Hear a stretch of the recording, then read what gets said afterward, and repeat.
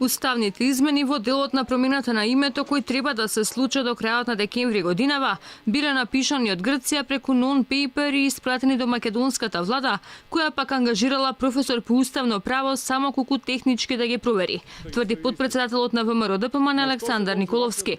Во јавноста се ќе биде глума како да ќе бидат пишувани тука, па затоа и власта не говори за нив, вели Николовски.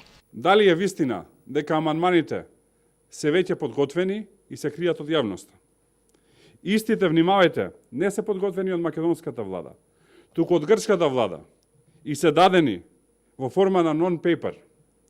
Од македонска страна е ангажиран само еден пензиониран професор по уставно право, чија што задача е само номотехнички да ги среди истите.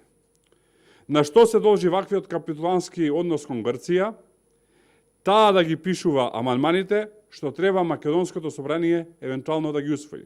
Откако си пружа рака во преспа и ставија подпис кој значи прекрстување на Македонија, никој од владините функционери не одговара на прашањата што ќе носат уставните промени, ниту пак кој дел ќе се менува. Единствено е познато дека ќе се менуваат делови согласно договореното.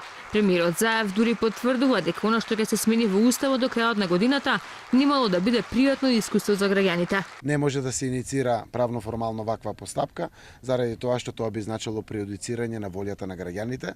Јас сакав уште сега ако може да се презентира, да ги видат граѓаните како тоа излегува, но со сето тоа ќе се прави не пријатно влијание врз граѓаните, а граѓаните треба навистина слободно да одлучат во овој период. Промените се во членот 3, членот 49 и во преамбулата.